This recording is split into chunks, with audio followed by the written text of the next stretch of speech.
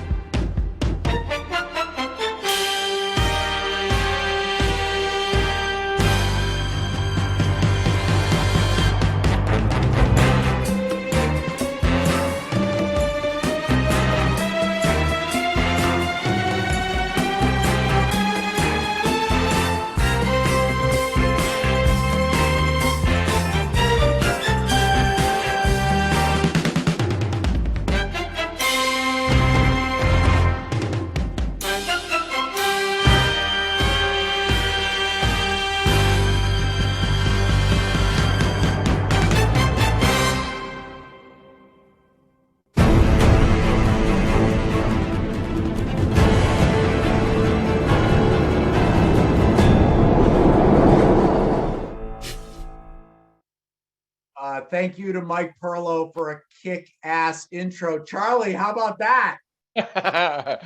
I'm using that from now on. That's all I'm going to use for every time I go on stage. Right. I always wanted that music to be about me.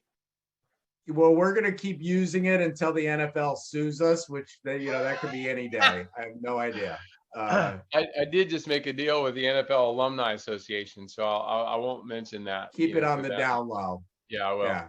Keep that on the down low. So thank you for joining us. I've got so many different things that I want to talk to you about, and then we'll open it up to everybody. I'm a big believer that adversity is a gift. I really believe adversity is a tremendous gift. And when I think about you, a couple of words come to mind. I think perseverance, transparency, vulnerability, adventure, and resiliency. Those are like, when I think of Charlie Engle, like that's what I think of. And you've overcome so much adversity. Tell us about, your story is so fascinating. You've had addiction in different forms, and it's been a big part of your story. And one was negative and one was very positive. Give people a little backstory on what I mean by that. Yeah, well, it's a great place to start. I mean, look, I'll be bold and say everybody on this call knows something about addiction, either from your own personal struggles, somebody in your family, as with you, Scott, somebody that you work with. And we tend to think of it as only one thing, right? Drug addiction, alcoholism, that kind of thing. But it took me a lot of years to figure this out. But early in my recovery from addiction, I think I was trying to find a way to like purge the addict from me. If I could take a scalpel and cut that part of my personality out, I would have done it. Now I wouldn't trade it for anything.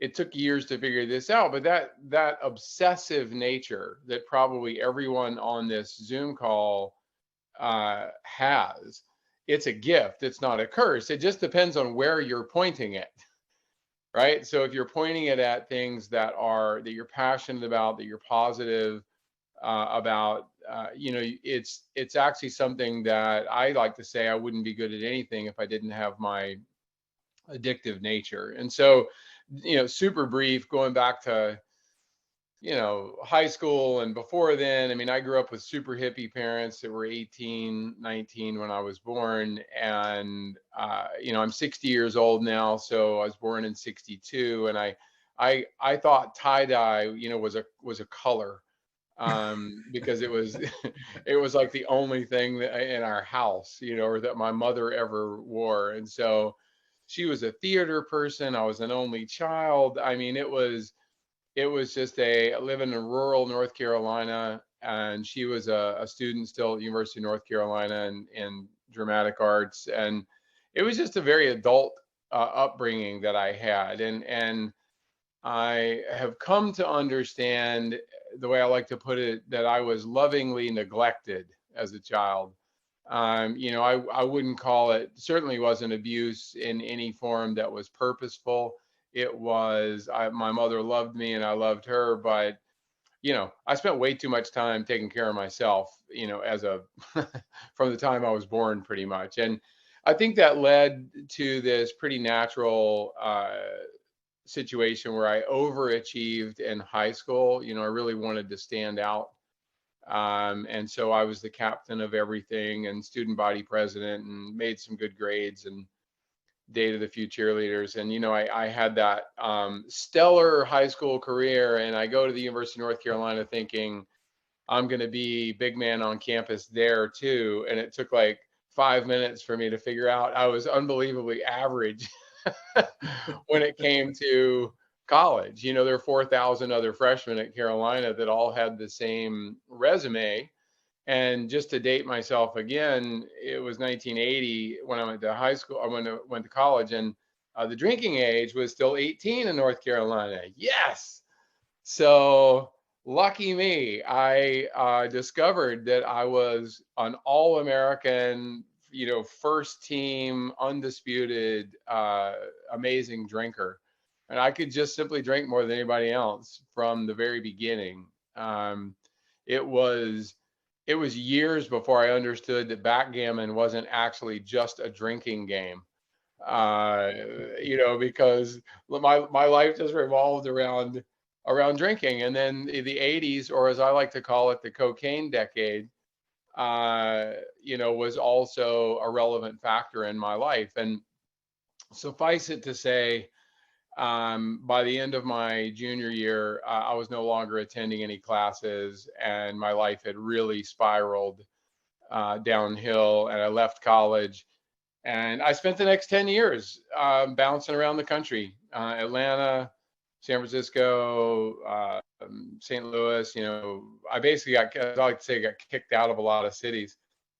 And I would show up, and I would get a job, always the top salespeople person, because uh, addicts are far and away the best salespeople on the planet, if they're not using.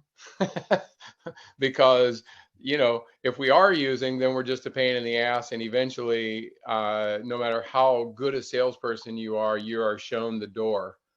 And so I repeated that pattern for many years. I would be the top sales guy at any company that I ever worked for, frankly. And 6 months into it, I would inevitably celebrate my achievements. That would turn into 6 months of diving back down into the abyss, and I'd move somewhere else and start over again. I mean, some version of that happened time and time again. And I mean, so that's just a super simple snapshot of kind of what my early life looked like. And of course, during that time, at 25, I got married because I found somebody who, whose father was an alcoholic, and she was totally comfortable with my brand of craziness. And, that's what we do. We find people that fit into our faults very often. And I wasn't healthy enough, certainly as a 24, 25-year-old male, to have any sense of who I was at that point in my life. So, um, yeah, so I don't know if you want me to dive into the next phase or you want to ask a question, Yeah, Scott. I think, the I don't know if it's too much to say running saved your life. I mean, you had a little bit of running in your blood. I think your grandfather was like 40-year track coach at University of North Yeah. Carolina. And you're a runner. And I think even through your addiction, you're a runner. But talk about how that became such a prominent part of your existence. Yeah, no, that's all very true. My grandfather was the head track coach at Carolina for 40 years, from the 20s to the 60s. And as you know, I also went to Carolina. I'm not bragging too much about basketball this year for my Tar Heels, but I did actually play a couple of years.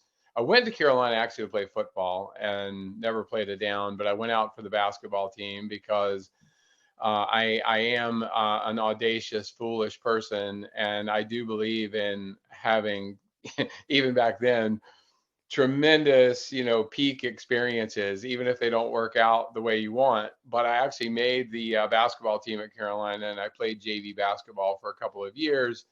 And Roy Williams was my coach while I was there, and Dean Smith was still the head coach, and and that, even that couldn't stop my downward spiral. But during those years in college and during the 10 years of really hardcore addiction in my life, I would binge for this long period of time, and then I would use running as a really effective way of getting myself healthy again. And for those who run on here, I'm not gonna make you guys hold up your hands. If I did, it would be like, who hates running, and like 90% of you would probably hold up your hand. But right, there we go. I see a few.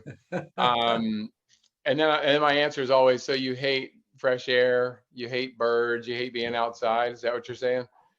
And but who you hate is your middle school PE teacher that used running as a punishment, back when you were, 11 years old. And because we all were runners, we're built to run, we're born to run.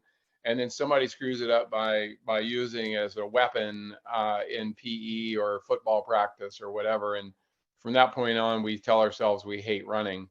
But it would be like hating. I mean, I guess we don't seek discomfort. I seek discomfort because I think it's an incredibly effective tool to learn lessons in a very controllable situation.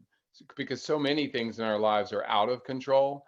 I can enter a marathon or a 100 miler or whatever it is I'm doing, and I actually know that that experience is going to end, and I'm going to learn lessons along the way. And there's not many things in our lives that we kind of know a surefire start and a surefire finish, and the lessons are going to be doled out to us, in the middle. But running not only saved my life, along with addiction recovery. I've been to thousands and thousands of meetings. I've done the hard work for 3 straight years after I got sober when I was 29, July 23rd, 1992. Um, for 3 straight years, I went to a meeting every single day and I went for a run every single day without missing a day for 3 straight years.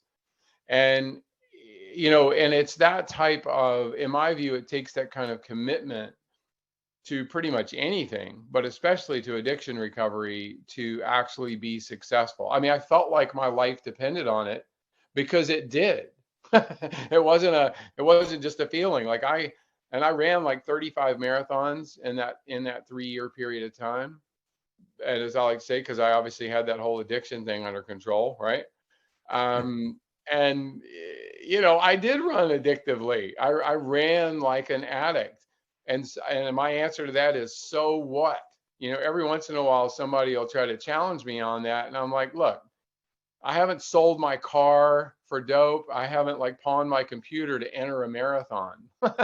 I'd say I'm ahead of the game, man. If that's the worst that I do in life, I don't ignore my family. I don't, all the things that I used to do as an addict, for the most part, those things all went away. And, I will say this interesting, I think it's interesting because I think it's a really important point. And I'm on this tear these days of unhooking anchors. And even after 30 years of sobriety, every once in a while, I've got to unhook another anchor, because there are people in my life, even still to this day, like, for example, this next big project I'm working on, who are, I don't want to say they're working against me. It's not so much that, but they're not supporting me. And the fact of the matter is, I don't need people around me that aren't going to support me. I mean, it doesn't mean someone can't have a healthy, uh, level-headed criticism, or even a suggestion. I'm cool with that. But like, I want to have people around me who are going to help me get to my goal. And obviously, as you know me very well, Scott, I live my life trying to help other people reach their goals. So, I mean, that's my purpose, because I know that's the best way for me to get where I want to go. How did you get so I think a lot of people, first of all, the book is incredible and it's called Running Man. Um, where did you get the nickname Running Man? Because it wasn't from running across the Sahara Desert, and it It was not. wasn't well, tell us where you got the nickname. Yeah, and I appreciate you. I look, the book has almost nothing to do with running. So if you want a guide on how to run a marathon, don't buy my book. Oh, well, you can still buy my book, but buy, Jeff Galloway's book, or somebody out there that knows more about telling you how many miles to run on Tuesday. That's not my thing. But I can tell you, I can tell you the why. But I got the Running Man nickname, because I was in federal prison, which I'll tell you the story in just a second. And I ran every day. It saved my life in there too. And this guy, I would be up at 5:30 every morning to run, and everybody else is in 500 other men are in line for breakfast. And he yells across the track in the courtyard. He's like, "Can I curse on this thing here? Do you mind?" Fuck yeah. Okay, good. All right. I promise this is for context. He's like, "Hey, Running Man, you don't belong in prison. You belong in a fucking insane asylum." And I still laugh about that. And from that day on, I became Running Man. So here, look, here's what happened. Scott mentioned my run across the Sahara. Um, that was in the late 2000s, so 2008, and I became the first person to ever run all the way across Africa. And I ran 2 marathons every single day for 111 consecutive days across the Sahara Desert, without taking a day off.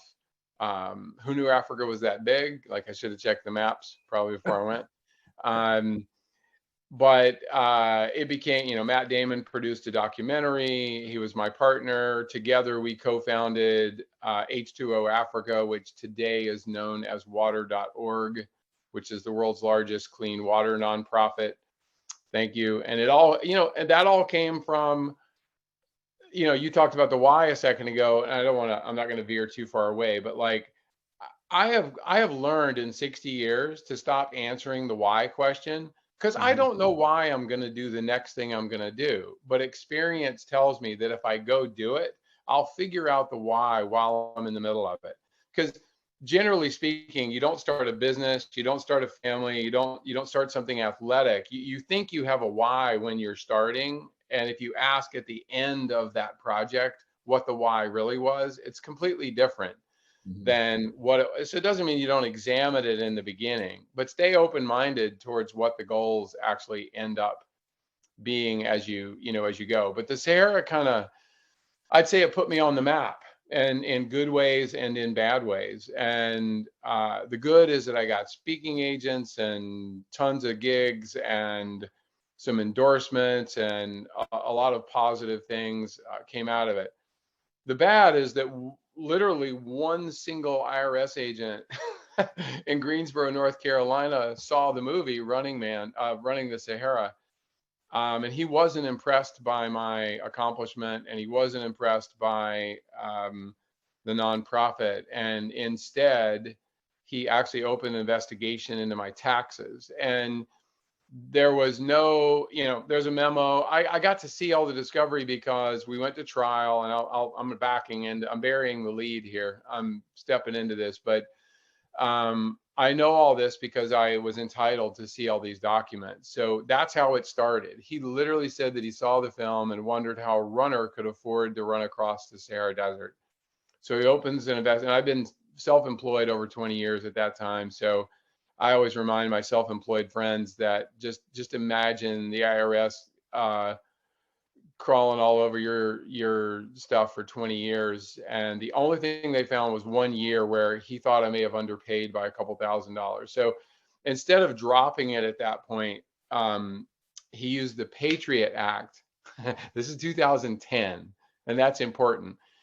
He used the Patriot Act to actually surveil my computers, my phones, all my friends, send in an undercover, blah, blah, blah.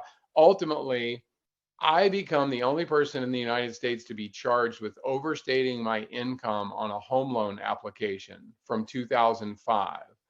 And for that, I can get 20 years in federal prison. So I just spoke at a real estate conference last week, and you should have heard when I told that story in there. You should have seen the people literally like almost hit the floor. Because again, this was a loan from 2005, right in the heart of the mess in this, when basically if you had a pulse, you could get a loan. Actually, if you didn't have a pulse, you could get a loan. I go to trial because I knew I hadn't done this.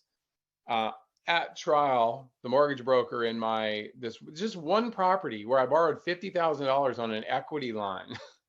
Seriously, and they spent $3 million prosecuting me for this. But and above that, the loan was with Countrywide, which for those of you who know anything about real estate was not actually a bank. It was a pretender lender. Like the feds never should have had they never should have opened the door on this thing. Anyway, so the mortgage broker admits to filling out on the stand. He admits, like a Perry Mason moment, he admits to forging a loan application in my name and signing my name to it. Because I had an 800 credit score. I didn't need a loan application. This was a no-doc, what they called a ninja loan back in the day. And, so he admits it. So like game over, right? Not so fast. So it gets mailed to me to California to sign the closing package. I signed the closing package, put it back in the mail, back to Virginia where the property was, and that becomes mail fraud because the closing package contained this false application. Didn't matter if I knew it was there or not. I signed where the red sticky notes are, not an excuse, just a fact. And it became mail fraud, and I was sentenced to 21 months in federal prison. And Beckley, West Virginia, just to add insult to injury. So hope nobody's from West Virginia. I don't want to insult you, but and that really, it changed the course of my life. And I lost everything. And I tell people all the time, I hang with a very wealthy group of people in general, not because they're wealthy, but just I do advising for a couple of groups with wellness and a few of them and a few of you, I don't know many of you, but a few of you have lost everything at one time or another for one reason or another. And it's like you don't really know what you're made of and who you are until you lose everything. And it's super easy to be optimistic when things are just kind of okay or they're really good. It's really tough to be optimistic when you got, $20 in the bank and you're in federal prison and you owe hundreds of thousands in legal fees and other stuff that I knew I didn't deserve. And the real, I think if there's a lesson in here, and Scott already knows this about me, I went to prison really pissed off. And this is 2011, Valentine's Day, 2011. My kids dropped me off at the front gate of prison, like worst summer camp ever. And And I'm pissed about what's been done to me. And it took like a minute to meet somebody who got, a 25-year sentence for a single gram of crack, or got a 10-year sentence for a bag of weed, or just a ridiculous nonsense that we put people in prison for in this country, to get perspective. And that's very often what we need when we're in a place. We need perspective from other people to understand that, okay, all right, this sucks. Fair or unfair doesn't matter anymore, though. Who am I going to be in this situation? How am I going to get through it? And once again, I used running. I started running, and there weren't two runners in there when I got there. And by the time I left prison, I had 50 guys running with me every day. I had a dozen of them that lost more than 100 pounds. I started doing yoga on the softball field. I got 25 of these inflexible dudes on the softball field doing yoga with me 3 days a week. And, and that was my way through. To keep it, you have to give it away. It's my favorite saying ever. My first sponsor in AA taught it to me, and it sticks with me today. To keep it, you have to give it away. And, I helped other people in there, but the main person I helped by doing that stuff was me. Absolutely incredible. So last question for me, because I know we've got a ton of people that want to ask you questions. I love this quote. I just read this. You said, what's funny is I'm not actually afraid of the pain or the suffering or the challenge of the actual expedition. And that is so unusual. And it's one of the reasons why I wanted you on here, because you are a true outlier. Most people are scared to death of the pain and the suffering. And that's why so many of us don't do or try, and then you could fill in the blank. Why is that, Charlie? Yeah, and trust me, it's not because I'm brave or courageous or whatever. It's just experiential. And like everybody on this call right now, if I asked you to take, in fact, I will take 10 seconds and answer this question to yourself. What's the most formative thing, the thing that's made you who you are today? What's the most formative thing that's ever happened in your life?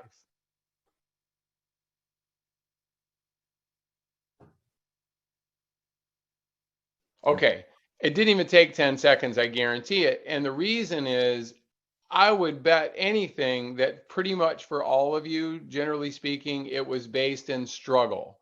The thing that you chose, the thing that popped immediately to your mind was probably tragic, the death of someone, the loss of something or a situation, that's how we're built. Yet we spend our lives trying to avoid, I'm not saying you seek out, divorce or bankruptcy in your business, but that's why I said in the very beginning, there's some things you have control over, and I can control suffering when I'm doing an expedition, or I'm going for a run, or I'm doing some new thing to try to improve my overall health. It's not that I relish the actual pain. It's just that I know the pain is where the good stuff is buried. And again, we our businesses, our families. I mean, pain is unavoidable. Spoke to a parents group a couple weeks ago, and this is one of the best things I've ever said. And I would guess that I'm basically talking to a parents group right now. Um, you know, Probably a bunch of you, most of you are parents or will be. And someone stood up and asked the question. We were talking about suffering, and she said, I just want my kids to have it so much easier than I had it when I was growing up. And I looked at her and I said, why? What do you have against your kids? And everybody busted out laughing. And the point is, you guys get the point. You're smart. Like, why would you do that? I'm not saying don't pull them out of the street if they're wandering down the highway, but the snowplow approach to parenting simply doesn't work. It just doesn't work. Like it doesn't help anybody learn how to get past. Only experience brings resilience. You can't learn resilience from a book. You can only learn resilience from life. This is not, nobody has ever given me a good argument against suffering. And I like the word suffering just because it's kind of it's a dreadful word that sounds worse than it is, because it comes in all kinds of forms. To me, the worst kind of suffering is, for my ass sitting on a sofa with a remote control in my hand, watching television or something. I'm not saying I don't watch a movie or Netflix, but like, it's not how I want to live. It's not what I want to be doing. I'd rather be out doing something. Yeah, So love it. And it is so true. Adversity is a gift. And when we inoculate our kids from any suffering, we're really robbing them because they never build the resiliency. no, well, It's look, Scott, hard to do because it comes from a place of love, but you can't do it. yeah, well, your son Tucker, I mean, I think I've told you this, I'm sure I did, but Yeah. my older son, who's Yep. 30, he was a heroin and fentanyl addict. It didn't matter that he grew up in a sober household. And I told him, of course, that if he ever chose that path, it would probably not go well. And it didn't. But he's 5 years clean and sober at this point, and he's I worry about him still, and if I don't hear from him for a couple of days, that's where my brain still goes. I'm still built like a parent, and Yep. when I think he's acting weird or just going through normal stuff, my brain always wonders if he's okay. But I think, and I know because we've talked, and I don't think I'm disclosing anything, Scott, but like, when you're a parent of an addict, especially something like heroin or fentanyl, that kind of thing, like, I literally had to let go of my son.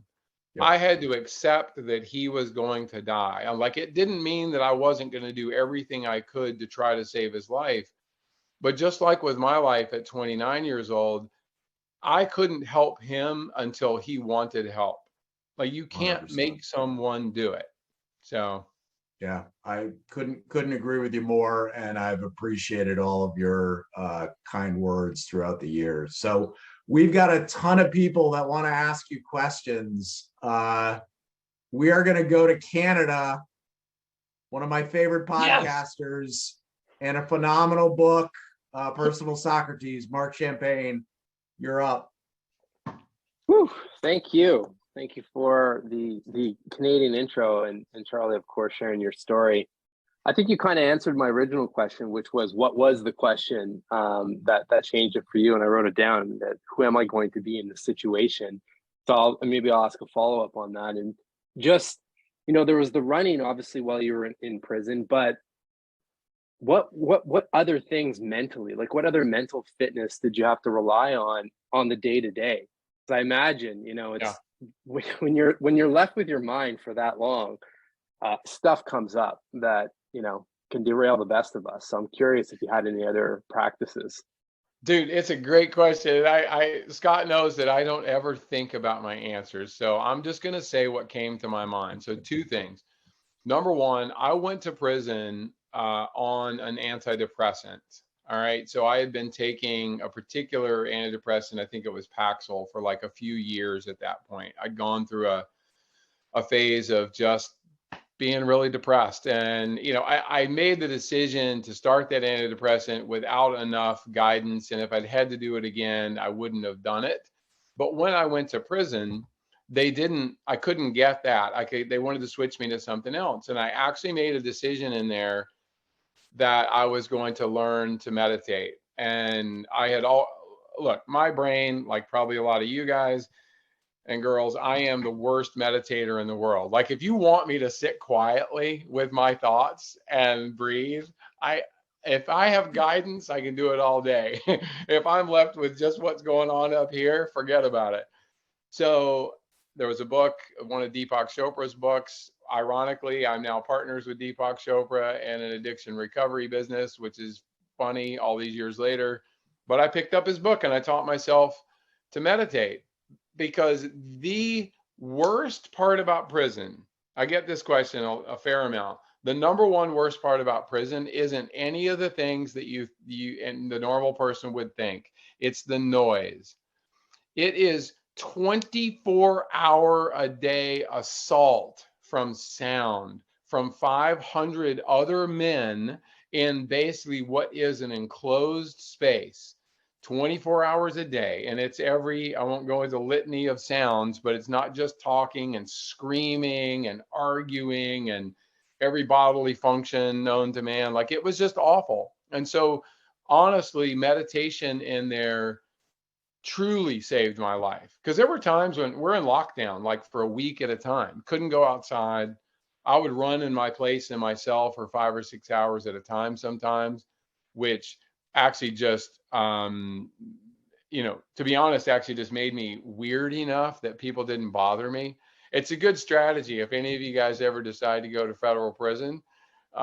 Just act like you're crazy. And if you're a middle-aged white guy, especially, just nobody wants to even bother you. But that was, I would say learning how to meditate. And then that has led me to where I am today, where I do breath work every day. I'm anxious when we're done to get in my cold plunge out on my back deck, and then into my red light sauna later. And I'm all about using technology to make me healthier. So, but it starts right here. Phenomenal. Yarrow in Florida, you're up. Thank you, Scott. Hello, Charlie. Absolute pleasure to have you and all of the insights and wisdom you've shared. I have all kinds of thoughts on the chapters of your life. I'll connect with you to talk more about water.org, because that's a whole nother piece of my life. But my brother-in-law struggles with addiction. Recently had a venture down a pretty dark, wondering if we're going to come out of it space. Has, gratefully. So obviously what you spoke about resonates a lot. I'm not going to say that I don't have any addictive aspects to my life, but it's not something that I personally have struggled with. And so I'm sympathetic. I don't have the personal experience with it, but I imagine that the road to recovery has all kinds of challenges. And you shared 3 years of intentional healing and running. Just now, to Mark's question, the meditation and getting control of your own headspace. I was just curious if there's any other insight that you can share early in that recovery process when your behaviors were having to be changed. There was any other wisdom that you could share of how to just keep a hold of that for the desired outcome versus I don't want to say comfort, but the comfort of something that you are used to in that behavior change process. No, it's a great question. Thank you for that, Yarrow. And I'm sorry to hear about your brother-in-law, but actually it's, if he can get on top of it and use it as a superpower, it's a really, it's an amazing thing. I think early on in my sobriety, and it's complicated when you're, obviously there's family, you got family involved, you got whatever. And look, people want the person, the addict, to change, but they don't recognize always what that means. And what I mean by that is, I had people in my life who loved me very much, who were absolute cheerleaders for me, coming to me, telling me, oh, you don't need to quit, Charlie. You just need to cut back. You just need to get this under control. And I was baffled. And what I'm getting at is, it took me a while to understand that those folks, it wasn't about me, it was about them. They were concerned about how my sobriety was going to change their life. Because you can be in a marriage where both people drink, but only one is a problem drinker. Well, when that problem drinker all of a sudden stops drinking, what does the other person do? Do they quit? It affects other people's lives. And very often you'll find that people, like you're on a rope, they're trying to pull you back into the abyss, not because they don't care about you, but because they care more about themselves. And my drinking buddies, I had 6 guys that I hung out with that I did a lot of drinking, a lot of drugs with. And 3 of them are sober today, but I had to let them come to me. And it's what we call, this is the greatest lesson I learned early on in recovery. It's attraction rather than promotion. You can't, I wanted to run into the bars and pull out my buddies and tell them about this great new life that I had found. And they told me basically just to piss off and mind my own business because they weren't ready. Years later, one at a time, they came to me and they were ready. And today there's, two of them are dead.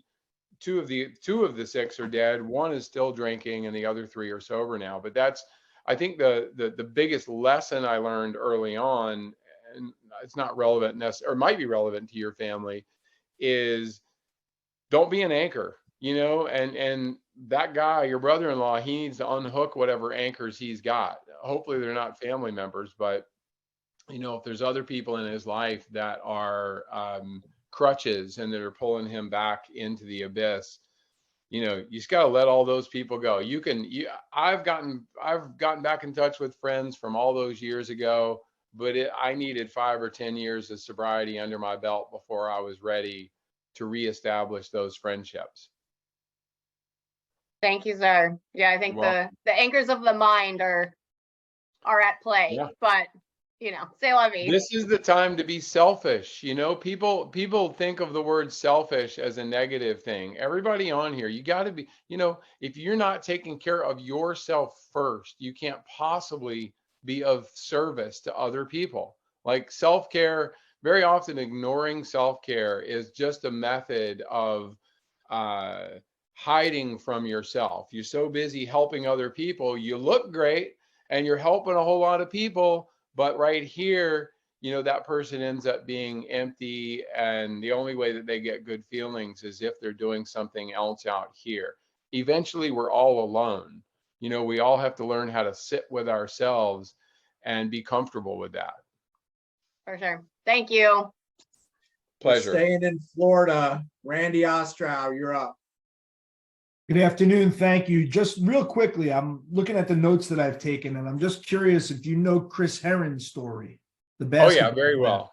Okay. Yeah, very well. Yeah, because he's a great friend of mine, and in fact, and I'll let you ask your question in a second. But I do a run every summer. So here's how I celebrate my sober birthday. July 23rd of this year, I'll celebrate 31 years. So I will run for 31 straight hours. So I do this every year. The older I get, the harder it gets, needless to say.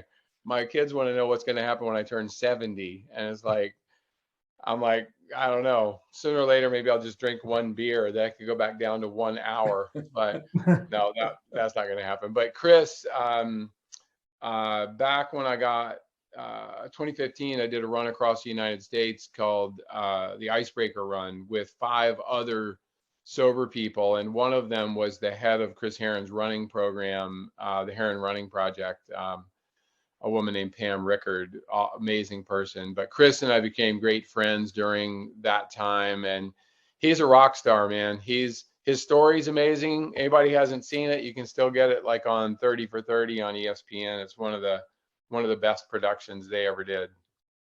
Yeah, so actually, I don't have a question because it just is more like a lot of the things that you talk about and have said are very much similar, or the experiences are different, but the bottom line is the lessons are the same. And I appreciate you being honest and sharing everything with the community today. It's been an incredible hour. Thank you. No, I thank you so much for saying so, Randy. And I think that Scott hit on one thing very early on today, used the word vulnerability. And, Chris is one of those guys. My job when I speak or when I talk to a great group like you, my job is to just dump a bunch of crap out for you to see. And I trust that, we've all got it. And if you're vulnerable, and whether it's your jobs or your families, the more vulnerable you are with the people you love and the people you work with, the more likely they are to be vulnerable, and everybody benefits. Love it. We are going to Spain. Our favorite Olympic gold medalist, Joe Jacoby. Actually, I can do better than Spain, Charlie. I'm in Catalonia right now, Nice. I'm just going to show you outside my window. If you look at the edge of the mountain, you're looking just about the village where Killian Jornet was born and raised. Nice. Well, there's a guy that knows a little bit about running. Well, it's and I immediately it's spotted your carbon. I immediately spotted your carbon fiber collection behind you. So you got some nice paddles there. Well, come and paddle, come and run with me over here. You know, Killian has had an incredible impact on the enthusiast level trail running scene over here.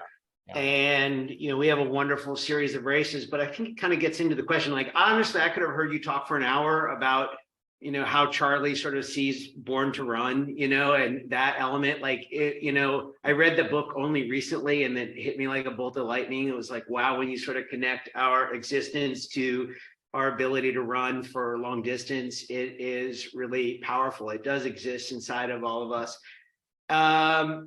I think just sort of my thought that is sort of turned into a question is that, you know, ultimately everyone has to make that choice whether to run or not. It's a pretty spiritual activity for me. I stopped running with technology about 3.5 years ago, and it's freaking amazing. It's just a way to sort of talk with myself, talk with nature. But you know, I still think that one of the biggest, if we talk about setting the conditions for encouraging people to run, like I still look at like all these social media posts, like if you're not doing something super hard, super long, super intense, like, you know, no one really feels like it's real. Like if I don't have like a finisher's medal to like, you know, a Spartan race or something really hard, how do you sort of think about just the softer entry side into kind of getting people moving in nature? Man, such an amazing question. Thank you for that. And I'm all levels of jealous about where you are right now. But what strikes me is come here. All right, with Killian especially is he's such a high level, you know, guy and mountain runner and just all the stuff that he's accomplished. Yet, even with him, 98% of his running is done in silence without social media. You know, the 2% is incredibly impressive. And like when you do see that, it's like, holy cow, that's crazy. But, you know, what I encourage people all the time, and you really nailed it, is getting out in nature, moving your body. First of all, the other thing, maybe it's because I'm 60 now, my attitude's just changed. Nobody gives a shit what you're doing and what your time is and what, like, I'm not saying we don't admire and like, we'll see somebody run a super fast marathon or see something that Killian does. And yes, that's super impressive. The Barkley was just last week. And so like, I followed that crazy race in Tennessee for, you know, 3 days and watched 3 people that I knew actually finish that race. And like, it was fun to like follow and see this kind of thing. But the vast majority of my running, nobody ever knows about it. I've run 150,000 miles and 99.9% of those have just been me by myself going out my front door for a run because it's my place where I'm happy. I don't go technology free. I will freely admit I'm on Whoop's advisory board, and so I do use a wearable device to kind of track overall things, but it's never about pace. And in fact, for years, I've only run for time and never for distance. So I budget my day in a way where if I know I have an hour and a half later today that I can go out for a run, that's how much time I have. And if I feel amazing today, or I'm training for something in particular, then that 90 minutes might mean I run, I don't know, 12 or 13 miles or something. If I feel like crap and half of the run is actually walking, I might go 6 miles in 90 minutes. It doesn't matter. I spent 90 minutes outside, breathing fresh air, listening to birds. I also happen to have gotten lucky. My wife is a world-renowned wildlife biologist and a great runner and someone who actually knows every bird that we ever hear. And she, you know, being out in nature with someone that actually, you know, knows what they're looking at is also a gift for me. But To your point, I think it for anybody on here that's thinking about running, and like but somehow you're being held back by your perception of what running is.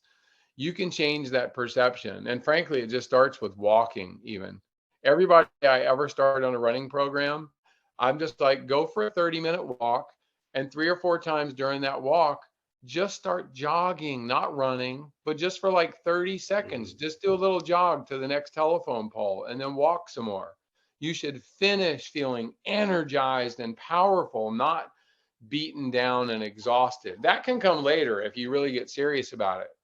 So, But Charlie, the only thing I'll add is when I coach clients to do the same thing that you just said, my challenge is to come home, look in the mirror, and ask yourself, was I a walker today or a runner? And if you say walker, you're wrong.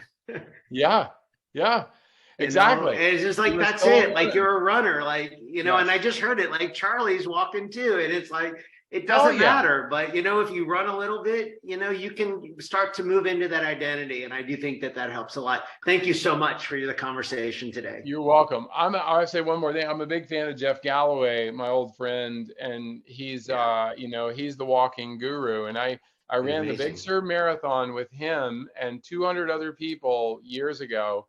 And we ran for 30 seconds and walked for 30 seconds for the entire 26 miles. 26.2 miles, and we ran a 4.5-hour marathon collectively, and we walked fully half of it. And it just goes to show you, walking doesn't mean you're going slow. Steady movement always wins the day. So 100%. Yeah, thank you, brother. Charlie and I share a mutual friend in Jesse Itzler, and he talks about, that he is, a lot of people know him as a runner, but he walks and runs and walks and runs and walks and runs. We're going to try to cram in, I don't know how we're going to do it, 4 questions. Let's do it. 2 minutes. I'll be quick. Tom, you're up. Thanks, Charlie. I love the message of humbleness and being vulnerable. I think that's really important things to have. Both my parents were raging alcoholics and struggled, unfortunately, and did the ultimate sacrifice when I was in my 30s. And I was told very often by people to say, well, you have to let them find rock bottom. And I never understood that part of the equation, because I would see the crazy shit that would happen and I would think, oh my God, this has to be rock bottom, but it never was. Yeah. Did you ever have that moment of rock bottom, or like, I know you kind of bridge into the prison and running, but what was the break? Yeah, I did. And unfortunately, I mean, it isn't, some people never hit that bottom, or they die before they get there, or when they're there. It's a long story in my book or on stage, but in short, at 29, I did have an incident 2 months after my son was born, my first son. And, I almost died. And, I recognized in that moment, I was lucky. I recognized that incident wasn't necessarily different, but my circumstances were different. And I knew I wanted to live my life as a father and to be around for my kids. And my parents were both alcoholics too. And they never stopped. And I mean, so unfortunately, more people drink their lives away than actually find their way into sobriety. And there's no rhyme or reason, but for me, there was that really serious incident. And I'd love a longer talk offline sometime. Thank you. I'll read that section of the book as well. Thank you. Yeah, you're welcome. Awesome. Lindsay, our favorite ballroom dancer in Indiana. Thank you, Charlie. So you said addicts make great salespeople. So within my marriage, toxic marriage, and alcohol and addiction definitely was a part of it. But yet the human that I was married to, he could sell you a book with no pages and you would think that it was a great deal. Mm-hmm. And so what do you think it is that addicts tap into that propels them forward and then contrast that with what holds people back who don't tap into those things? Like, man, you asked that so well. I've never been asked in that way. And again, what popped into my mind was passion. because when I told my wife, my first wife, when I told her that I was never going to do that again, whatever stupid thing or binge that I went on or whatever, I meant it. I meant it I wasn't lying. I literally in that moment, I meant I was never going to do that again, because that's how I felt in that moment. But we don't, we take those deep, low moments and we project them forward. That also happens when we feel, well, especially when we feel terrible and we know we don't want to live that way. And so the person, your husband in this case, who was sitting in front of you telling you that they're sorry and that they'll never do that again, in that moment they absolutely meant it. It was not insincere. And so I think that's what that is what any good salesperson does, is to understand that they are deeply committed to the thing that they're selling and the feeling that they're selling.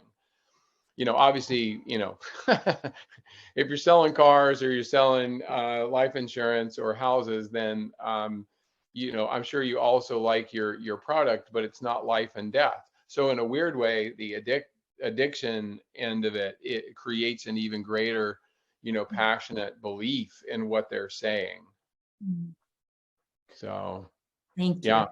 Yeah. All right, we're going Doug, Alex, Dennis, and wrapping it up because Charlie's got to get into his cold plunge. So Doug, you're up. Yeah, thank you, Scott, and thank you, Forrest Gump. I mean, Charlie. I'm ditching my question because I want to just allow the flow to continue to go, and I just want to make a statement that I feel how honored I am to be part of this group. The shares that go around in these discussions and the vulnerability that, was a word that has a lot of meaning to a lot of us. I'm just honored to be part of this group. I truly am. And I just feel immense love and compassion for everybody, because I think on some level, we're all sort of going through, we're all navigating our own journeys. And Charlie, it's been tremendous. I have resonated with so much that you have said, and I'm sure the rest of the group has too. Scott, thank you. Kathy, thank you. Thank I will you, shut Doug. up now. Thank you, Doug. That's amazing. We got you, brother. We're in this together. Alex.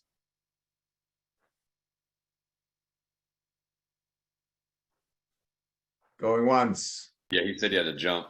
Okay, Dennis, you're our cleanup hitter.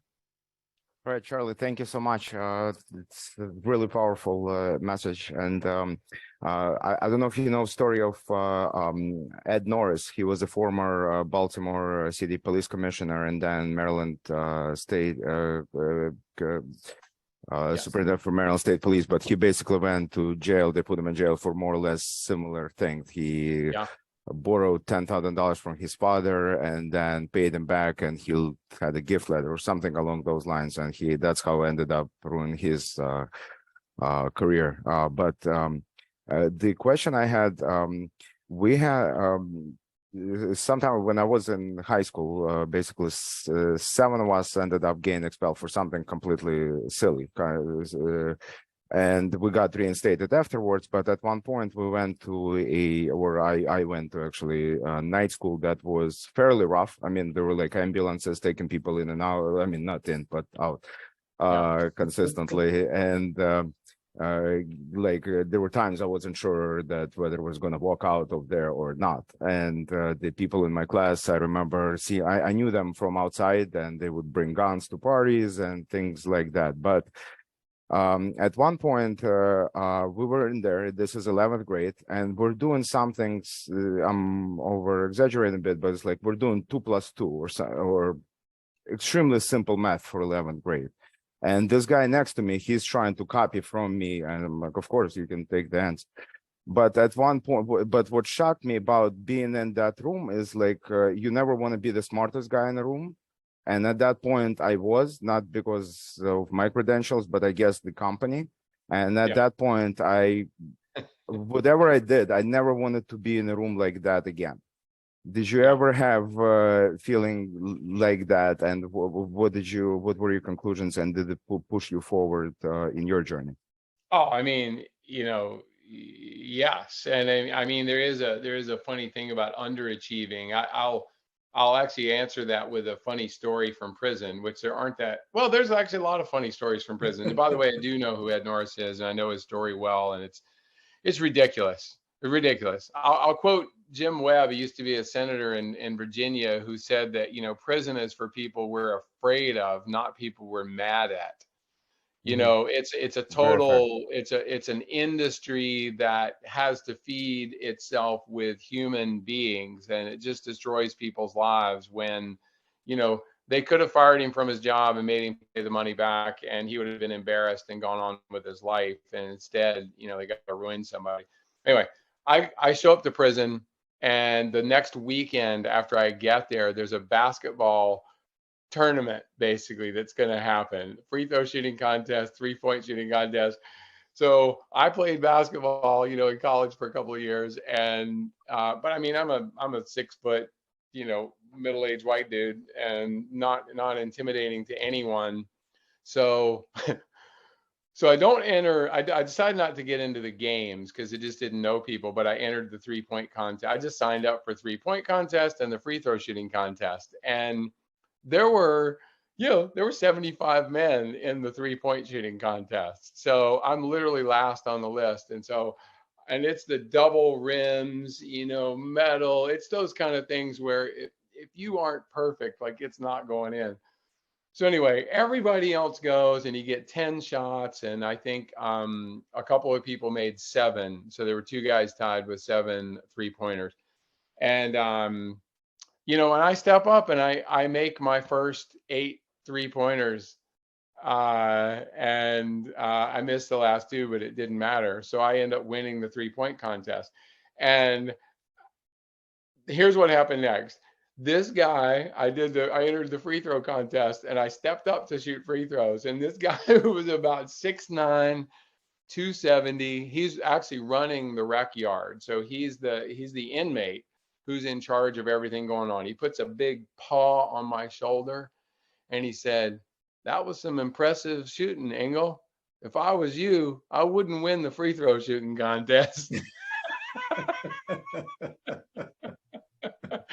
And I proceeded to miss the first 5 free throws, and that was the end of that. Because, because I actually that was not a time to, I'd already made myself a bit of a target just from the very first of it. And I don't know, man, it's hopefully what you went through was illuminating, taught you lessons that you actually can use, some funny stories, and you survived it. And that was involuntary suffering. And, we all have a mix of self-inflicted wounds and the things that just come at us that are unfair. And I believe if you can find it within yourself to basically approach both of those scenarios with whether you deserved it or you didn't, if you can approach the scenario with curiosity of mind and an open heart, and a decent dose of caution,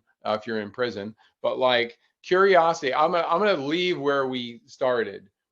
Somebody asked me recently what the most amazing thing about Richard Branson is, and it's an easy question to answer. That man at 74 years old is still the most curious person that I know. He's got all the money he could ever spend. He's done so much in his life, but what sets him apart is he is still very, very curious about nature, about life, about people.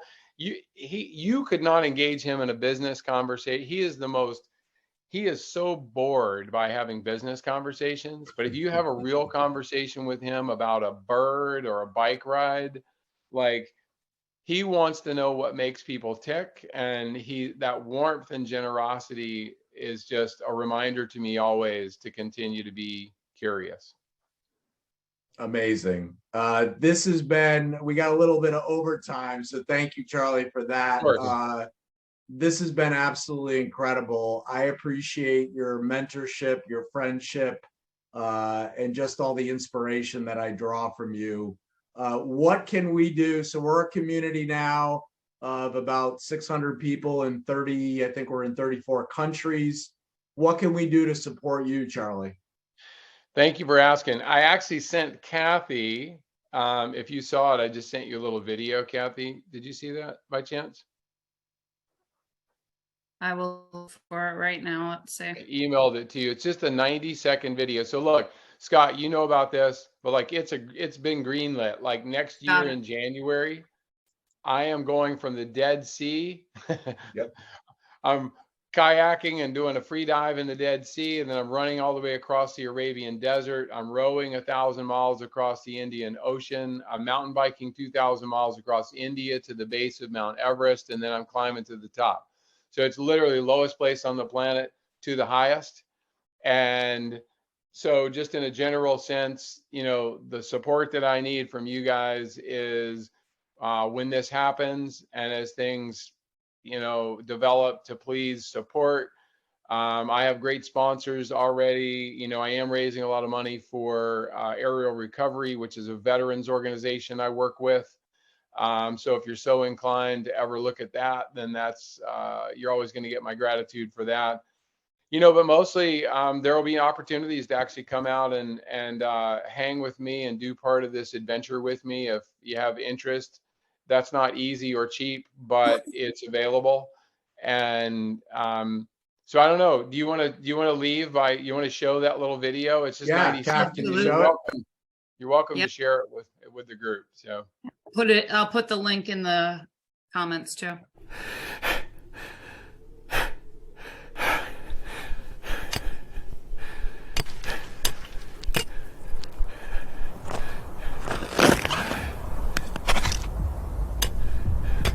Throw roses into the abyss and say, here is my thanks to the monster who didn't succeed in swallowing me alive.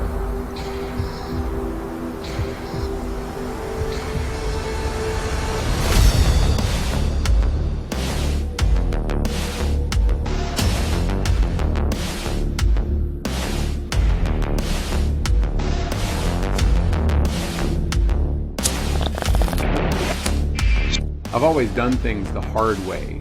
The easy way just isn't interesting to me. I was an addict. I spent 18 months in federal prison, divorced, remarried, fallen in love, raised a family, cheated death. But I've never done anything like this before. People ask me, why are you doing this? I ache for this.